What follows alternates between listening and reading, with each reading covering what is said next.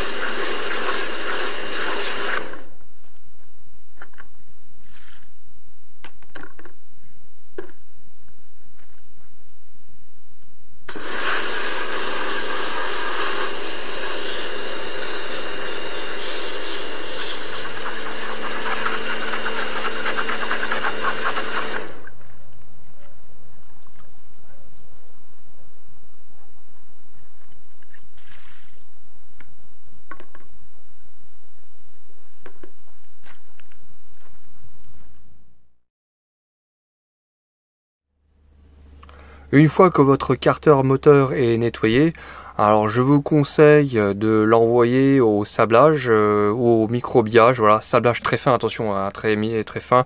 Si vous faites du thermolacage avec votre Solex, si vous avez des pièces de cadre à refaire, envoyez-le en même temps, vous mettez dans un carton sablage uniquement fin, voilà, léger, voilà, et entre parenthèses vous pouvez mettre non agressif, voilà. Pour nettoyer le carter moteur et vous verrez que c'est beaucoup plus propre, voilà, pour travailler dessus et pour effectuer le renfort. Donc avant d'envoyer au sablage, avant de faire la préparation, bien sûr, hein, pensez à boucher tous vos trous taraudés, voilà, avec de la visserie bon marché ou la visserie qu'on trouve dans les magasins de bricolage, type Brico-Druc, hein, celle qu'on trouve au sachet, voilà, qui coûte pas trop cher, pour boucher tous les trous du plan de joint côté maslotte du vilebrequin, aussi le trou du bloc vilebrequin, voilà, les deux trous filetés du cylindre, voilà.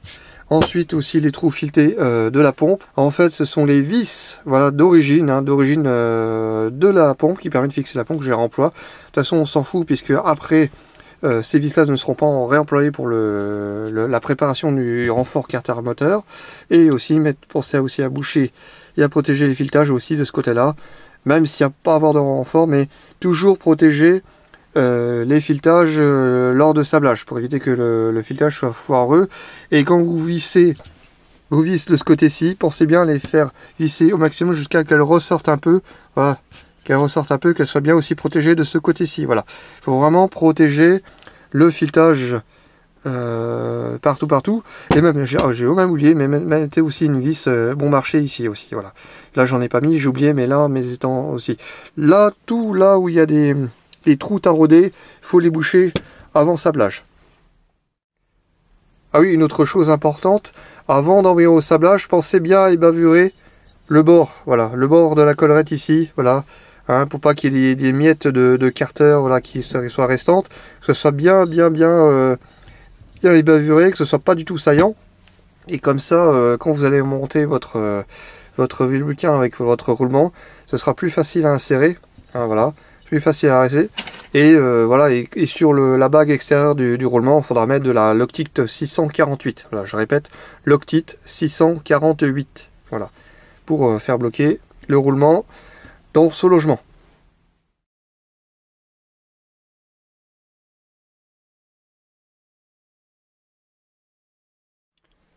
Alors une fois que vous avez reçu en retour votre carter sablé, hein, voilà, ça donne quand même un aspect beaucoup plus propre, voilà. Hein, donc toutes les saloperies, enfin les dégueulasseries, ça fait beaucoup plus propre. Et maintenant on va procéder au surfage du plan de joint côté maslotte du vilebrequin. Alors pour le surfaçage, j'utilise simplement une planche à découper en verre, voilà, hein, de cuisine. J'utilise pas ce côté-ci, mais de l'autre côté, voilà, qui est beaucoup plus lisse. Et pour surfacer, voilà, j'utilise une feuille à poncer en grain de 240, voilà. Voilà. Et donc en fait, je vais simplement mettre mon carter comme ça, et je vais faire des 8, les fameux 8 de l'infini, voilà, filet infini, et vous surfacez jusqu'à que, voilà, que les aspérités, enfin les défauts de surface du plan de joint disparaissent. Bon, il en reste un peu, mais voilà, vous faites léger, hein, n'allez pas éliminer complètement les aspérités de la matière du plan de joint, voilà. Faites vraiment léger, jusqu'à que, surtout au niveau des trous taraudés, voilà, que ça soit bien surfacé, voilà. Et vous faites 3-4 tours en infini, et vous contrôlez de temps en temps, et une fois que c'est fait, voilà, on arrête le surfaçage. Alors une fois que le surfaçage est fait de ce plan de joint, on va procéder au taraudage. Donc les trous sont déjà taraudés, mais on va remettre un coup de tarot, puisque je vous ai dit, on va mettre des tiges filetées, voilà, pour éviter de foirer les trous filetés. Moi je préfère serrer sur de la tige filetée que directement dans les trous taraudés du carter d'origine. Le Zamac ou Zarmac, je ne sais pas comment on prononce exactement, le Zamac, c'est une manière friable. Donc mieux vaut utiliser des tiges filetées si vous avez tendance à avoir un peu le couple à la veine bleue, hein, voilà, le couple à la veine bleue un peu trop fort. Ça permet d'éviter voilà, de foirer comme les trous taraudés, comme je disais. Et je préfère foirer un écrou ou une tige filetée plutôt qu'un trou taraudé sur le carter d'origine. Donc on va retarauder avec un tarot intermédiaire, voilà, les trous débouchants. On va mettre un coup de tarot amorceur bien au fond en appuyant, hein. Il faut bien appuyer, mais pas tourner à fond. Il faut bien faire gaffe aussi de pas tourner à fond, de faire foirer le filetage. Dès qu'on sent qu'on est embuté, on arrête, voilà. De remettre aussi un coup de tarot intermédiaire Donc je disais dans le jeu de tarot, voilà, il faut bien des tarots à 3 jeux, voilà. Mais on va seulement utiliser l'amorceur et l'intermédiaire, hein, pas le finisseur. On n'utilise pas le finisseur parce que ce sont des trous qui vont servir à monter des tiges filetées définitivement. Voilà, c'est un montage défini. C'est pas un montage où on va monter, démonter, monter, démonter régulièrement. Voilà. Donc le finisseur, c'est juste pour ça. Donc on va tarauder aussi. Qu'est-ce que je dis? On va tarauder aussi au niveau de la pompe, mais pas tout. Ces deux trous là, là et là, pas ceux-là. Hein. Ne pas tarauder ceux-là, ceux-là seulement. Amorceur et finisseur. Là, il ne faut rien faire sur ces deux-là. Celui-là non plus. Celui-là non plus. Ces deux-là non plus, on va pas tarauder. Ça sert à rien. Par contre, en revanche, on va tarauder ceux-là. D'abord, on va mettre un coup d'amorceur. On va pointer au fond avec l'amorceur pour faire un petit pointeau, un petit trou pointé, enfin une petite marque pointée plutôt. Ensuite, je vais percer à la perceuse, voilà, avec un foret de 2 mm pour pouvoir traverser. Voilà, on va retraverser ici pour pouvoir faire déboucher le trou fileté. Voilà, et on va remettre un coup de perceuse à 4,5 mm. Voilà, on va faire les deux à 2 mm et à 4 mm. On va percer et après seulement on va utiliser les tarots amorceur qu'on ira jusqu'en buter en bord de la collerette. Voilà, donc on va carrément traverser là. Et intermédiaire aussi, pareil, on va mettre amorceur intermédiaire. On va prolonger le filetage jusqu'à la bordure. De toute façon, on s'en fout, puisque après, vous verrez, je vais couler de l'art à métal, donc ça se verra pas du tout. Ce sera complètement bouché, voilà. Ça sera bouché jusqu'à ras-bord de mon ongle, voilà. Mon ongle ici, voilà. Et puis hop, c'est parti.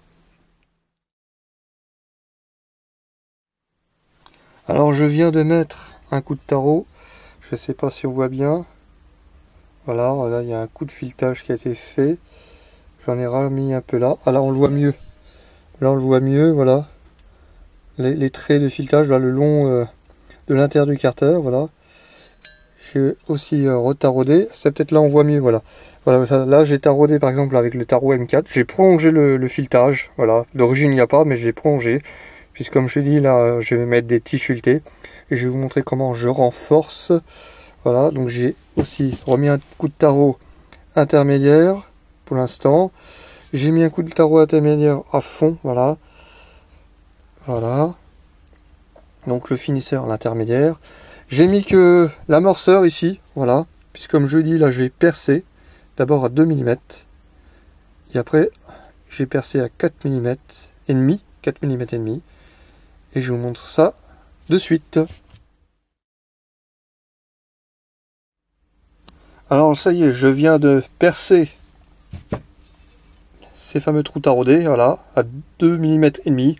J'ai pas de forêt de 2 mm, donc j'ai pris un 2 mm et demi, ça va aussi très bien, voilà, pour commencer. Et on voit, je sais pas si on voit bien, voilà les petits trous que j'ai fait, voilà, essayer de montrer, voilà, voilà, deux petits trous, où je vais faire passer la tige filetée jusqu'en butée du bord de la collerette, voilà. Et ensuite, je vais percer à 4 mm et demi.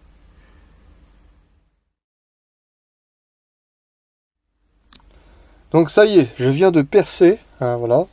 Alors je sais pas si on voit les trous débouchants, voilà, ouais, vous voyez la lumière qui passe, voilà, donc les trous sont débouchants, voilà.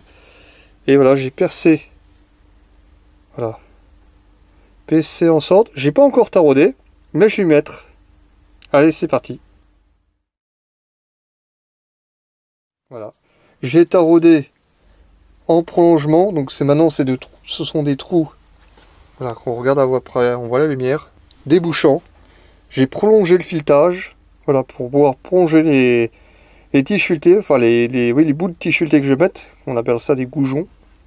J'ai retaraudé ça aussi, ces deux trous là, là et là, pas ceux-là, hein. Ne pas tarauder ceux-là, ceux-là seulement. Amorceur et finisseur, là il ne faut rien faire sur ces deux-là. Voilà, donc on voit bien, hop, je reprends, voilà, les trous filetés, voilà. Et maintenant, il ne me restera plus qu'à procéder au découpage des tiges filetées. Alors, il faut la tige filetée inox à 2, à 4, enfin moi j'utilise la 2, elle est un peu plus tendre, à 2, en 6 mm et en 4 mm. Et pour les longueurs, eh ben, on va regarder de suite mon tableau avec les longueurs à découper. Voici mon tableau Excel sur les tiges filetées à découper. Toute cette préparation est sur une base Solex 3800-5000. Les autres modèles n'ont pas été étudiés. Les cotes sont en millimètres. Vous aurez à découper des tiges filetées côté allumage en diamètre 6. Vous aurez des tiges filetées à découper côté Maslot Vilebrequin capot Carter en diamètre 6. Vous aurez des tiges filetées à découper côté en base cylindre en diamètre 6. Vous aurez des tiges filetées à découper côté pompe à essence en diamètre 4. Il existe deux types de tiges filetées à découper pour le carter d'époque ou pour le carter vendu et usiné par Marcel Van de Veen, le néerlandais. Vous aurez deux types de longueurs à découper en fonction de l'usage, soit en version route, soit en version compétition. Pour la version route, vous aurez deux longueurs de 63 mm à découper. Côté Maslot Vilebrequin capot Carter, vous aurez deux longueurs de 40 mm à découper, plus 5 longueurs de 35 mm à découper, plus une longueur de 32 mm à découper. Côté en base cylindre, vous aurez deux longueurs de 40 mm à découper. Côté pompe à essence, vous aurez deux longueurs de 50 mm à découper et deux longueurs de 37 mm à découper. Pour la version à usage de la compétition, côté allumage, vous aurez deux longueurs de 63 mm à découper. Côté Maslot Vilebrequin capot Carter, vous aurez deux longueurs de 40 mm à découper, plus 5 longueurs de 35 mm à découper, plus une longueur de 37 mm à découper. Côté en base cylindre, vous aurez deux longueurs de 40 mm à découper. Côté pompe à essence, vous aurez deux longueurs de 50 mm à découper, plus deux longueurs de 37 mm à découper. Il y aura de la visserie à prévoir, deux écrous Nil-Stop en diamètre 6, une vis M6 par 16, deux rondelles moyennes M6 en inox. Alors tout ça est en inox, ça c'est en inox, ça c'est en inox, c'est en inox. 8 écrous de diamètre 4 en inox. En revanche, il faudra prévoir une rondelle de diamètre 6, les fameuses rondelles étroites en cuivre d'époque, à recuire, voilà, il en faudra prévoir une rondelle. Pour le carter usiné Marcel Van de Veen, je ne vais pas vous détailler les cotes, je vous ferai un autre tutoriel pour vous présenter la préparation et le renfort de ce carter. Toutefois, je vous mets un lien dans la description et en commentaire épinglé vers le lien de ce tableau Excel pour pouvoir découper les tiges à la bonne longueur. Et nous allons continuer sur la suite de la vidéo. Bon, après que je vous ai montré le tableau, j'en ai profité pour découper les tiges filetées aux dimensions que je vous ai montré dans mon tableau Excel. Voilà. Et ensuite, voilà, donc j'ai posé les tiges filetées. Donc ça tombe bien, j'avais 3 carters à faire. Voilà. Donc j'ai posé les tiges filetées côté Maslot du Vilebrequin, côté en base cylindre et aussi côté pompe. Donc voilà. On retrouve toutes les tiges filetées M6, voilà, et ici au niveau de la pompe M4, voilà. Donc je les ai posées partout. Voilà. Je vais vous montrer dans les détails. Donc il y a une longueur d'espacement à respecter des tiges filetées, voilà. En l'occurrence ici vous devez être à 1,8 mm. Bon, si vous êtes à 1,9, c'est pas trop grave, voilà. Pareil, 1,8, voilà, ça doit dépasser d'1,8. Ici, on doit dépasser de 20 mm, voilà, c'est la première ici. Et les suivantes, vous devez être à 15 mm. Bon, comme je vous dis, s'il y a 1 ou 2 mm de plus pour ici, c'est pas trop grave. Dans le cadre d'usage de la compétition, attendez, je vais prendre un autre parce que ce sera plus parlant, puisque celui-là sera l'usage de la route. Dans l'usage de la compétition, alors, c'est celle-ci, ce bout de tige filetée, Voilà, sur le trou non débouchant, parce que sur le carter vous avez un trou non débouchant, donc c'est celui-ci. Donc dans le cas de l'usage de la route, il faut qu'il dépasse de 15 mm. Par contre dans l'usage de la compétition, il faut qu'il dépasse de 20 mm. Voilà. Et pourquoi 20 mm? Parce que si vous partez sur le montage d'un réservoir, un montage rapide, il vaut mieux avoir cette longueur de tige filetée. Alors les tiges filetées, si elles dépassent de ce côté-ci, c'est pas bien dérangeant, puisque l'objectif final, comme je l'avais montré précédemment, là donc j'ai fait dépasser les tiges filetées pour l'embase cylindre qui dépasse dans la partie creuse du carter, même ici par là tout le long, voilà, je montre avec mon doigt, donc elle dépasse aussi, voilà, vous l'avez aussi dans le coin là, la partie creuse un peu étroite, un peu repliée. On va couler de l'art à métal, voilà. Et justement les tiges filetées qui dépassent, ça permettra de faire mieux accrocher l'art à métal. Alors concernant les tiges filetées de la pompe à essence, voilà. Donc il y a aussi une longueur minimale à respecter, donc c'est 22 mm. Donc si ça fait un petit peu plus, c'est pas trop grave. Là on est à 25, bon, allez 3 mm c'est pas trop dérangeant, mais voilà, faut que ça dépasse de 22 mm. Bon là j'ai mis à 25, mais 22 mm, voilà, c'est la longueur minimale à faire dépasser. Alors pour consolider la pose des tiges filetées pour la pompe, j'ai mis écrou et contre écrou pour les tiges filetées, voilà, donc on les voit bien, hein.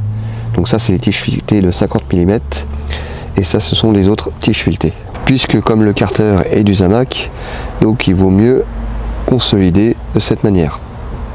Mais avant de faire couler l'art à métal, j'ai protégé les trous taraudés restants, donc à savoir le maintien du fil de bougie et coupe-bout, voilà, à ce niveau-ci, et aussi ces trous taraudés, puisque une fois que j'aurai l'art à métal coulé et scellé dans le carter, je vais terminer par la pose des tiges filetées pour faire maintenir l'ensemble galet complet avec embrayage, plus la platine d'allumage. Mais aussi j'ai déjà posé la vis qui permet de boucher la fixation de bloc vilebrequin, voilà, donc là c'est la vis qui est juste là, donc avec la rondelle cuivre que j'ai recuit en recto verso, plus 2 rondelles M6 moyenne, plus une vis tête H en 6 par 16, voilà. Donc je l'ai posé là-dessus, je ne l'ai pas encore fixé, mais ce se fera vraiment en dernier ultime, qu'on verra un peu plus tard dans la vidéo. Maintenant on va passer au processus de préparation de l'art à métal et du coulage de l'art à métal dans la partie creuse de ces carters. Et on continue sur cette vidéo. Voilà le produit en question, j'avais parlé d'art à métal, mais bon, voilà, c'est d'autres marques, c'est la marque Sader, peu importe, voilà, c'est du bicomposant, voilà, prise rapide. Bon, on dit 5 minutes, mais je dirais plutôt un quart d'heure, mais au moins c'est moins liquide au bout de 5 minutes, oui, c'est à peu près ça. C'est ce qu'il nous faut pas que ça déborde en dehors de ce bord là. Je vais vous montrer comment le placer pour éviter que ça dégouline à l'extérieur du carter, voilà. Et pour mélanger le tout, voilà, j'ai une touillette de peinture, voilà, un mélangeur de peinture, moi j'appelle ça une touillette, que l'on trouve dans un magasin de bricolage au rayon peinture, et une boîte de conserve, voilà, donc une boîte de conserve propre et nettoyée, voilà, pour mettre, voilà, ce lot de bicomposants dedans que je vais mélanger pour l'ensemble de ces 3 carters. Donc je vais vous montrer le placement des carters et ainsi je vais vous montrer comment je coule le produit bicomposant. Même si ça paraît évident, pensez à une tenue de travail. Donc voilà le plan de travail avant action.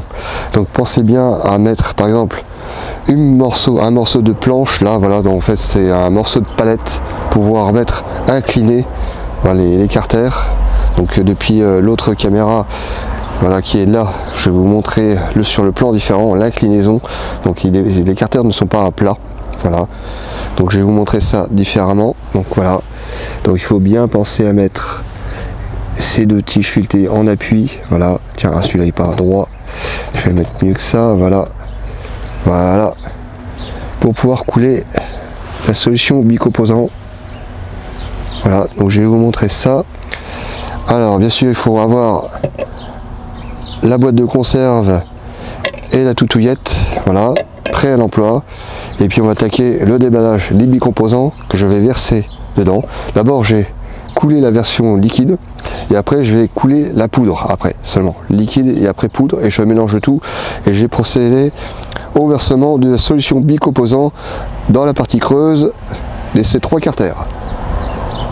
Sur les petites boîtes de métal, vous ne pouvez pas vous tromper, voilà, il est marqué résine, voilà, je monte de près, et l'autre est marqué poudre métal, donc vous ne pouvez pas vous tromper. Je vais bien sûr couler d'abord la résine. Alors ce qui ne mange pas de pain, avant de couler l'art métal, pensez bien à mettre un petit coup de dégraissant frein, voilà, entre les tiges filetées, voilà, partout, dans ce petit creux là, voilà, ce petit creux là, même ici sur les tiges filetées débouchantes, voilà, liées à l'embase du cylindre, voilà, partie dans toutes les parties creuses pour bien enlever les impuretés avant de couler la solution bicomposante.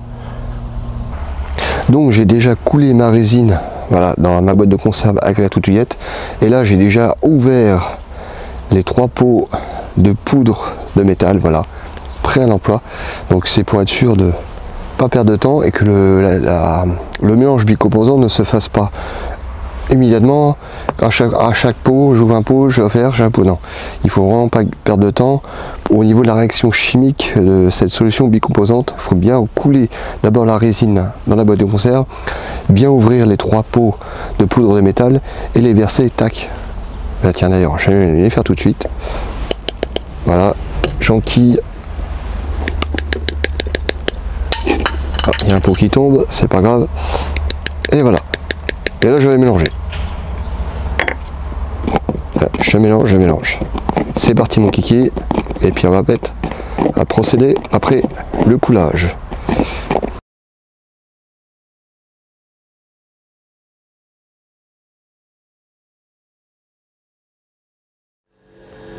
Voilà, ça y est, j'ai coulé la solution bicomposant. Voilà, donc il ne me restera plus un peu qu'à lisser parce que j'ai un peu essuyé à l'essuie-tout pour pas que ça déborde. Voilà, donc là c'est un peu plus lisse.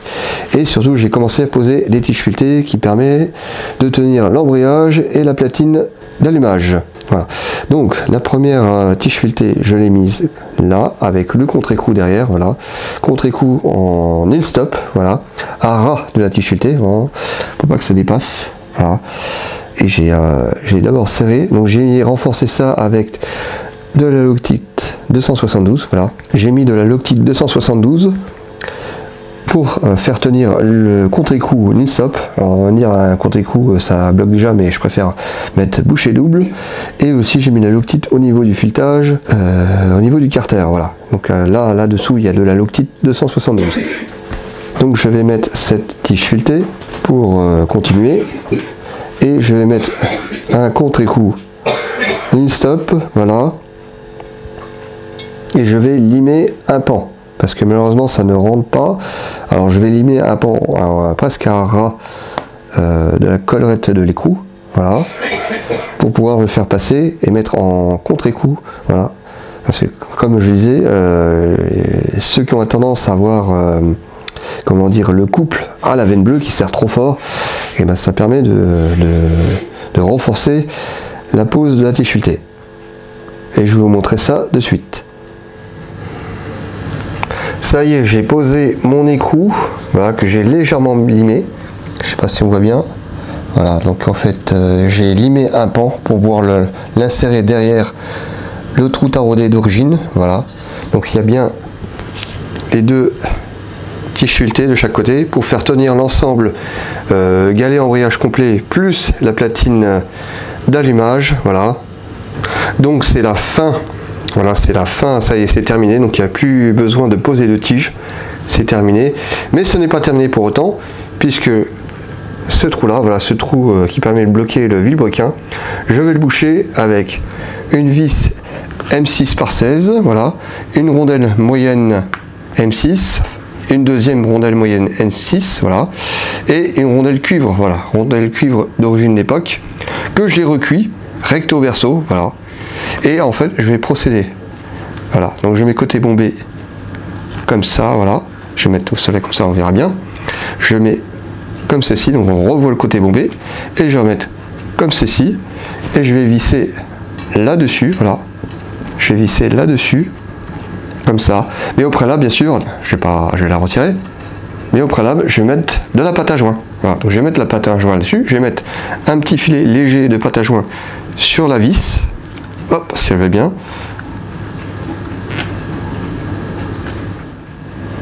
Alors voici la pâte à joint que j'utilise, c'est de la CAF rouge haute performance, voilà. C'est avec ceci que je vais boucher le trou du bloc vilebrequin. Alors pour l'application de la CAF, c'est très simple, hein. Je vais prendre mon tube, hop, je vais mettre une petite lame là-dessus, voilà, comme ça. Bon, ça déborde, c'est pas grave, on va essuyer le surplus. J'en mets un petit peu sur... Enfin, c'est pas évident parce que je suis en train de tenir la caméra. Et ça, voilà. Hop, il faut que j'en mette un petit peu partout. Voilà, comme ça, un petit peu sur l'extrémité de la vis tête H. Et je vais mettre là-dedans, comme ça. Voilà. Et je visse à la main. Alors pour le serrage, hein, vous faites un serrage moyen. Alors, pas besoin de serrer à fond en fond. Le but c'est de boucher, voilà. Et avec la pâte à joint, ça va apporter un petit plus. Voilà. Donc, je finis à la clé. Voilà. Et puis je serre. Hop.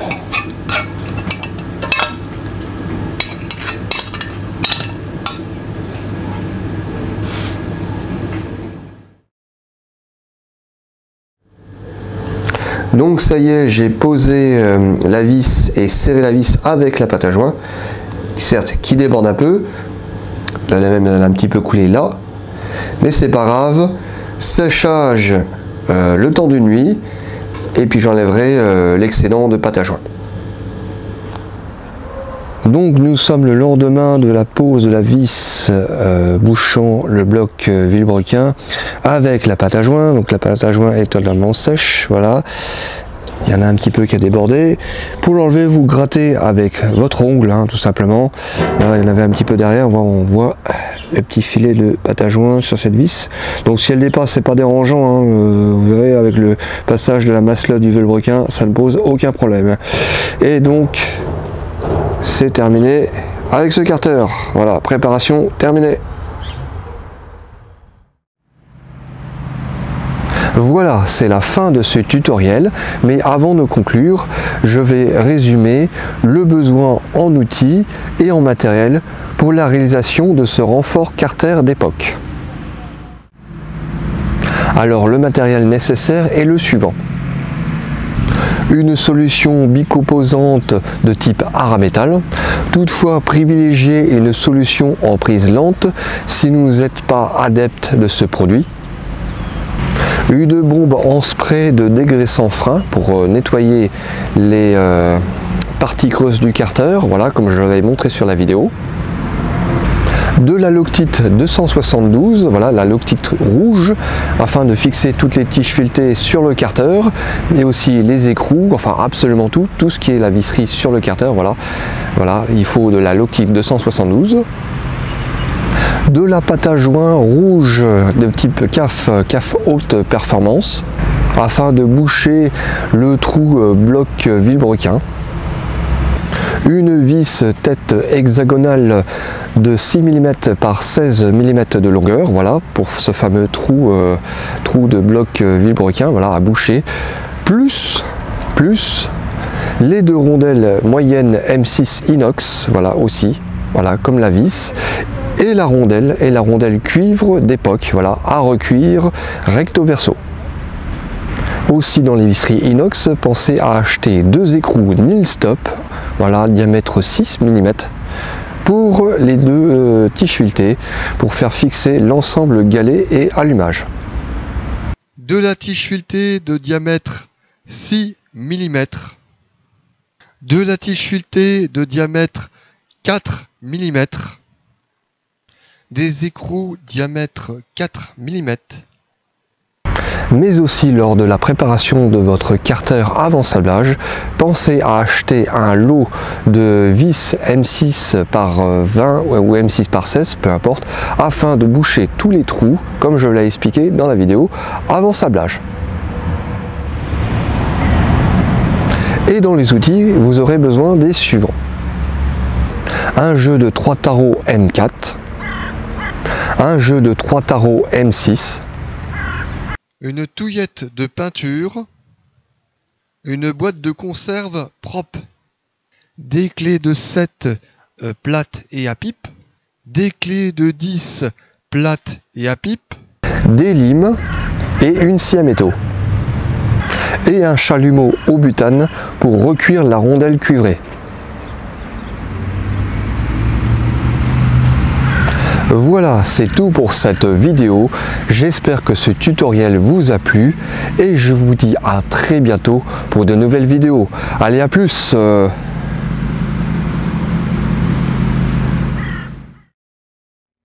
Merci de votre attention. Pour me soutenir, mettez un j'aime, laissez un commentaire, partagez la vidéo, laissez un pourboire si vous appréciez mes vidéos et surtout, n'oubliez pas de vous abonner et à très bientôt pour de nouvelles vidéos.